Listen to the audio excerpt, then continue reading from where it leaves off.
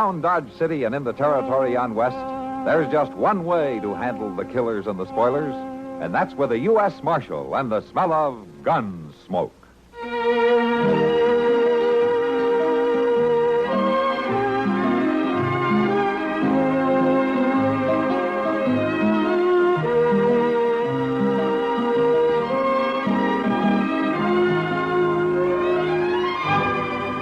Gunsmoke, starring William Conrad, the story of the violence that moved west with young America, and the story of a man who moved with it. I'm that man, Matt Dillon, United States Marshal. The first man they look for and the last they want to meet. It's a chancy job, and it makes a man watchful and a little lonely.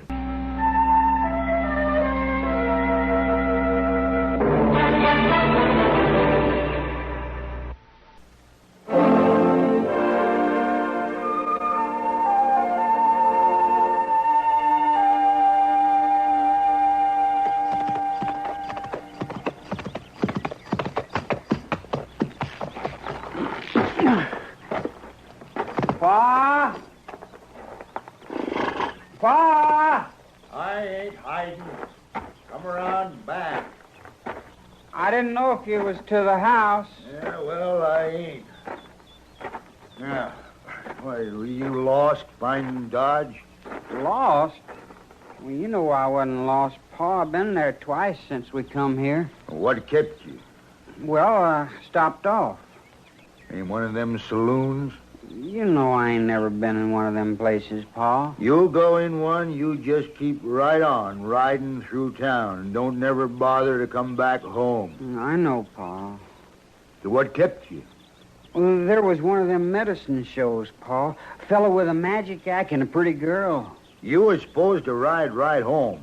Well, I was thinking on you, Pa, with them pains in your back. This elixir some fellow was talking about, it would have fixed you up real good. You didn't buy none. Well, you know I didn't have no money for it, Pa. Well, that's a good thing. Oh, they was selling a lot of it. And folks was drinking it down right there. You could see right away that they was feeling better. Did you get what you went for? Oh, sure, Pa. I fetched the paper from the lawyer feller and about buying this place. And I fetched the mail, too. Mail? Now, who'd be writing? It's from Jim.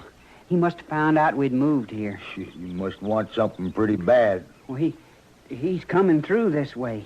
He wants to stop and stay a spell. Now, he ain't welcome. Well, Jim's your boy, same as me. Not anymore, he ain't. Well, you ain't seen him in 3 years. That was his doing, not mine. Him and his fancy manners and his fancy women. He didn't belong around his home no more. Well, I'd kind of like to see Jim again, Pa. Well, you ain't going to do it. Your brother's gone bad, Ruth. Mean. Fancy bad. He didn't come when your ma lay dying, and he ain't coming here whilst I live. Now, you got that straight? Yes, Pa. All right, then. Come help me with this stock and try to do something right for once.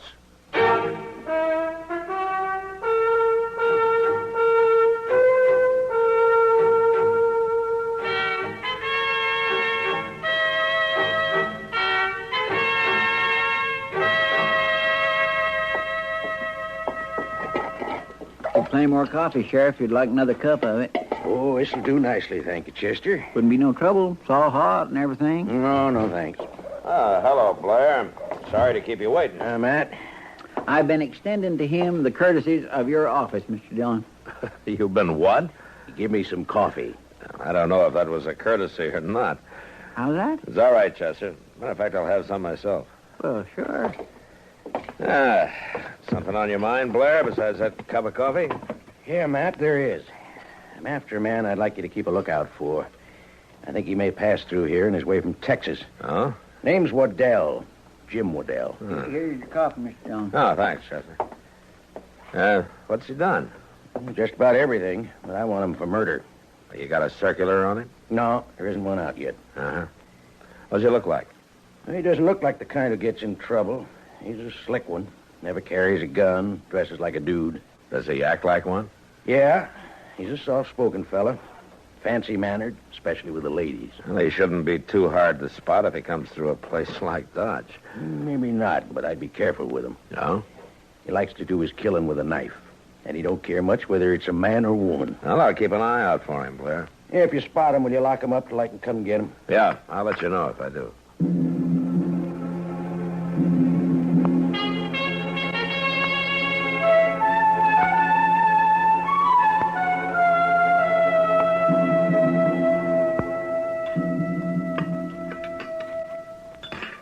Just look at that. Look at what? The plate full of leftovers they serve you for stew. I don't know, Kitty. Tastes pretty good to me. Everything tastes good to you. Well, food's food, you know. That's the trouble with this town. What, the food? The food and everything in it, including the people. Ah. Somebody been giving you trouble? Oh, no. It isn't anybody in particular. It's just everybody. That's taking in a lot of territory, isn't it? Sometimes I think if I see another drunken cowboy, I'll scream. Your saloon makes a lot of money off of drunken cowboys, Kitty. Yeah, but I don't have to like it. Maybe not. There are a lot of other people in town. Yeah. They're either blown dry by the prairie or trying so hard to scrabble for money they never look up. You're in a mood for fare, aren't you? I guess I am. Sometimes I just get sick of it all. Well, I sort of admit that Dodge isn't the prettiest place I've ever seen. Well, the people aren't very pretty either. Oh, come on, Kitty. Have some more coffee. It'll make you feel better. No, thanks. You have some. I think I'll go on. You sure? Yeah, sure. You want me to come along with you? No, thanks. I'll go on alone. See you later. All right, Kitty. Thanks for the dinner.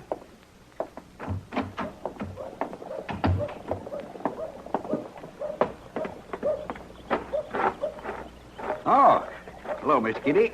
Hello. I beg your pardon. You could at least look where you're going. Did I hurt you, ma'am? Oh, no, you didn't hurt me. I certainly am relieved to hear that. My purse. I'll get it. Here you are, ma'am. And if there's any damage, I'll be glad to buy you a new one. Well, no, it isn't really hurt. You be sure now. It was right clumsy of me bumping into a lady like that. Oh, it could happen to anyone. You're new in Dodge, aren't you? Why, yes, ma'am. Jack Norman, at your service. Well, I don't know where you came from, Mr. Norman, but you sure don't act like the men around this town. They'd bump into you without even noticing.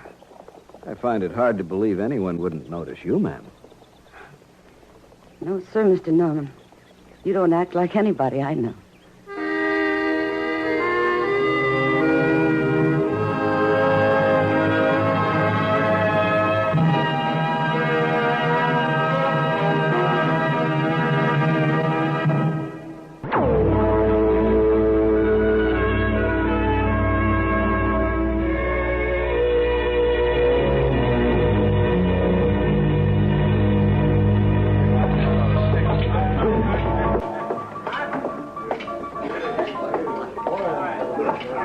Two beers, Sam.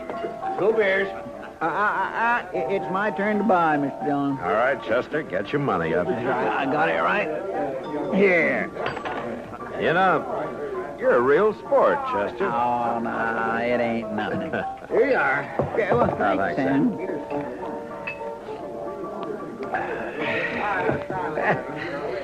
Well, I declare, Mr. Dillon, on a hot day, a glass of beer tastes almost as good as a cup of my coffee. Yeah.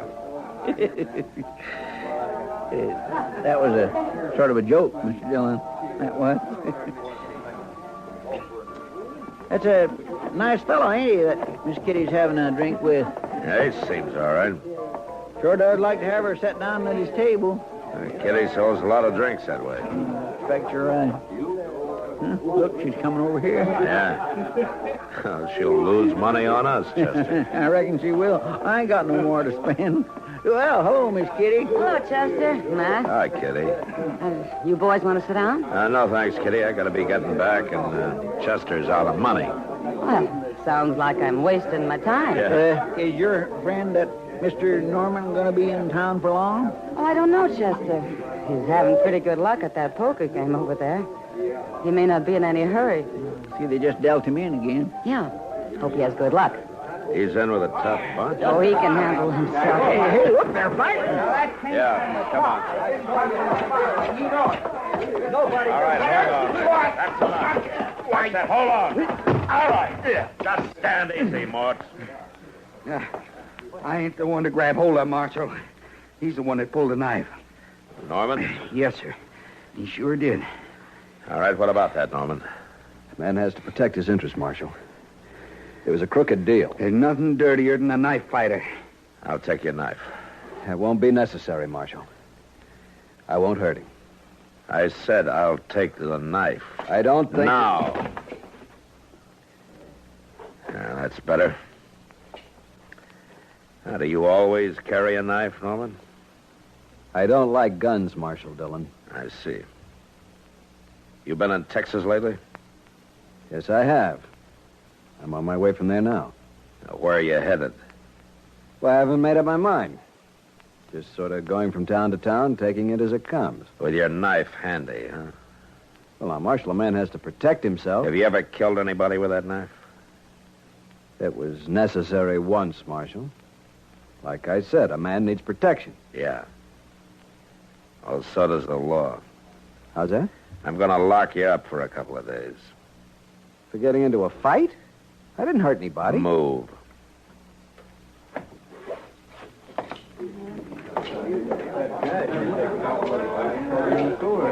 Matt, Yeah, aren't you being a little hasty? maybe, but I'm going to hold him until I hear from Blair. I don't think Jack's a killer. Well, I don't know whether he is or not yet. But I'm still going to lock him up. You've got no right to do this, Marshal. You can argue about that in jail. You're making a big mistake. If I am, I'm sure I'll hear about it. I'm sure you will, too. All right, come on, Chester. Let's get him out of here.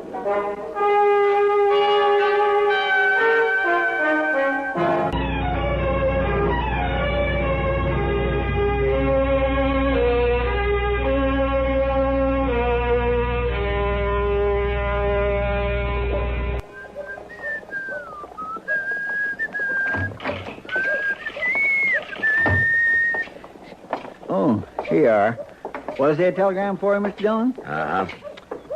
Does Sheriff Blair think he's the right fellow? Yeah, everything matches up but his name. Mm-hmm. Well, it could change that easy, huh? Yeah. I know one thing. I'll be glad to be rid of him one way or the other. He seems quiet enough when I'm around, Chester. Is he causing you trouble? Oh, it ain't what he does, Mr. Dillon. It ain't even what he says. It's more the way he says it. Yeah, he's a smooth talker, all right. More like a smart aleck, my way of thinking. Matt, Hello, Kitty. Thanks, Kitty. did you find out anything about Jack Norman?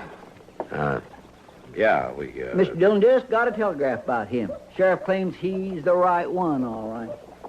Well, it's about time he came and made certain, isn't it? Well, he can't start for a day or two. He's got something to tend to in Wichita. So Norman sits in jail while Sheriff Blair takes his time. Well, Kitty, there isn't anything I can do about it. Maybe not, but you had to arrest him in the first place. Yeah. Come on, Chester, before Kitty takes over my office. Sometimes I think I could do a better job of it. My. Well, ain't she kindly all fizzed up, ain't she? I mean about that fella Norman being put in jail. Chester, don't try to figure out women. Well, there's nothing wrong with your appetite, I can say that. Ask the marshal to step back here, will you? Well, now, Mr. Dillon is a busy man, tending to his job. And I'm part of his job. Go on, tell him I want to see him. Well, Mr. Dillon, Yeah, Chester. he wants to see you. I'll take the tray back. You got something to say to me? Yes, Marshal, I do. I think it's about time we were honest with each other. All right. I just want you to know I understand how you marshals have to operate. That's so. You hear about a crime, then you have to arrest somebody, anybody, to make a show of doing your job. That's the way you figure it, huh? That's the way it is. Well, I can see how you have to do these things, but don't you think it's about time to let me go now? No, I don't. You haven't got a shred of evidence against me. Matt. Oh, Matt. Back here, Doc. Oh.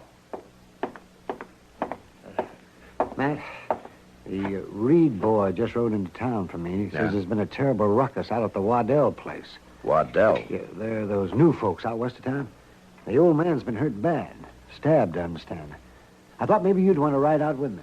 Yeah, Doc, I do. Come on.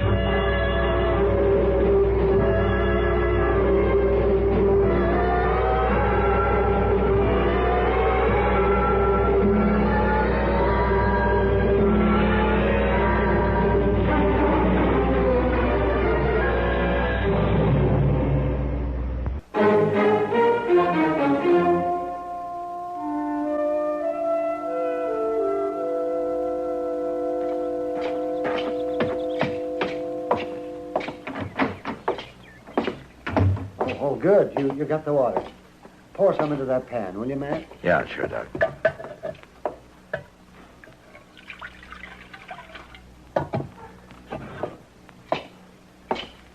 Now, here you are. Oh, thank you. Now, just hold his head up a little. Uh-huh. Easy. Easy now. We'll fix it. Who did this, Waddell? Can you tell me who did it? I should have known. I never thought that me, his own pa. Will you tell me about it? Jim, my boy, he wanted to hide here in the house. And you wouldn't let him, huh? We ain't got much, Marshal, but we abide by the law. I told him to go. Well, then what happened? Well, he was trying to get in the door, and I wouldn't let him. He cut me. Knifed his own paw. Where did he go, Mr. Waddell? He made Roof go with him. Poor, slow Roof. Jim will kill him, Marshal. Can you tell me where he went? Just try and tell me that. I'm not sure. Loaded horses with supplies. He could have doubled back toward Texas. All right. We'll find him. No, don't want no harm to come to Roof. He ain't bright. He's a good boy. And Jim will kill him. Well, maybe I can stop that, Mr. Waddell. Yeah.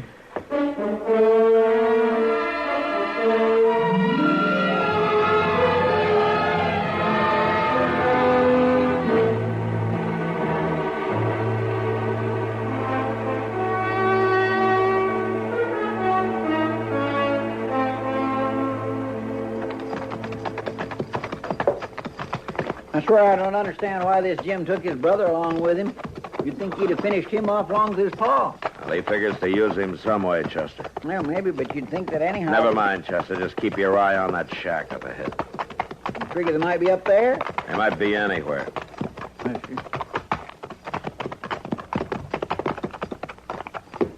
You going in there? Yeah. But leave the horses behind these rocks. And bring your rifle.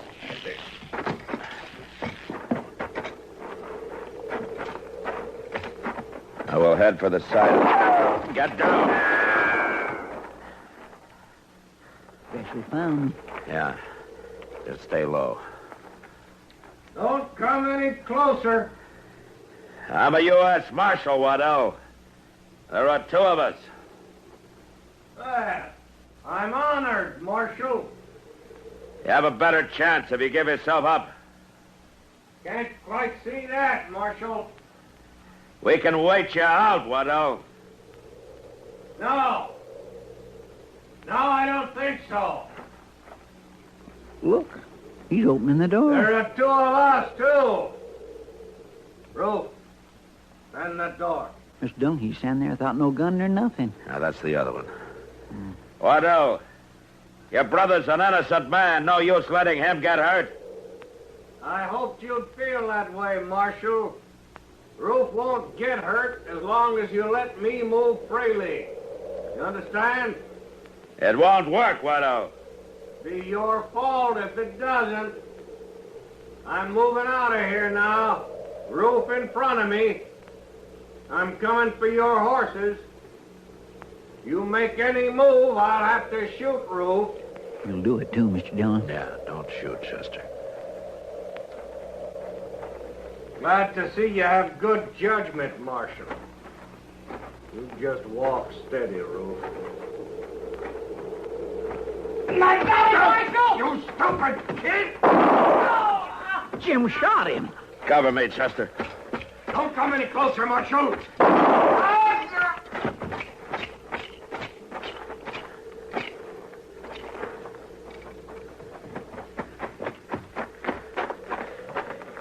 Mr. Dillon? Well, I didn't mean to kill him. I just... It's all right, Chester. You did fine. Get your canteen. Yes, sir.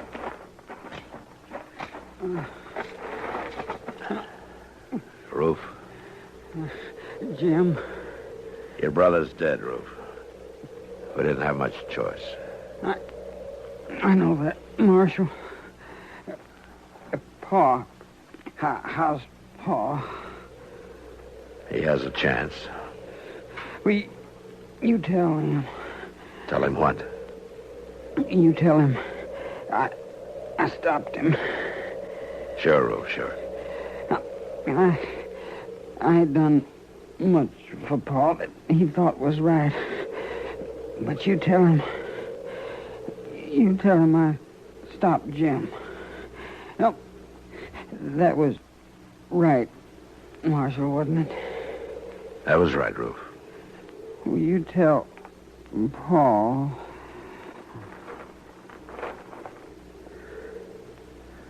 Yeah, I'll tell him.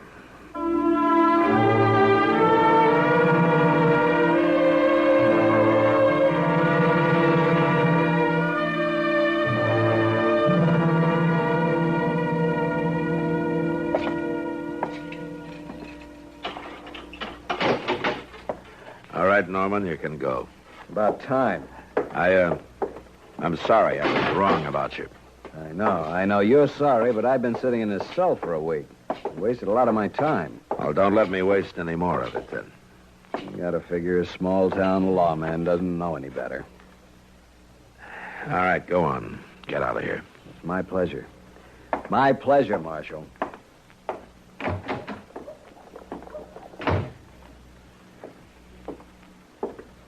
Doggone him, Mr. Dillon. He didn't have no right to talk to you like that. I don't know, Chester. I can't blame him too much. Yeah, but you... He was right about one thing. I locked up the wrong man. Well, maybe you did.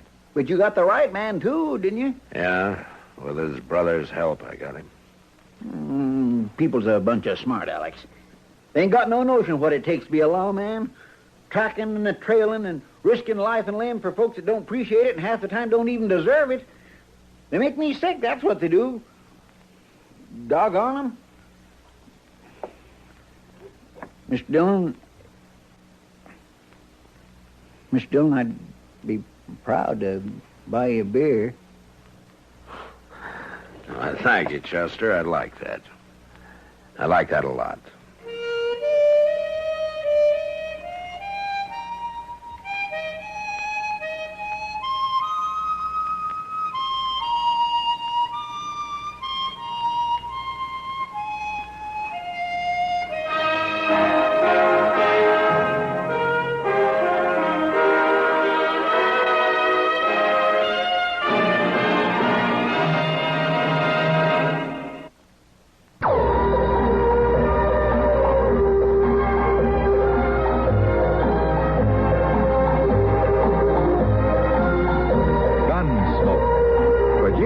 In Hollywood by Norman Macdonnell, stars William Conrad as Matt Dillon, U.S. Marshal. The story was specially written for Gunsmoke by Marion Clark, with editorial supervision by John Meston.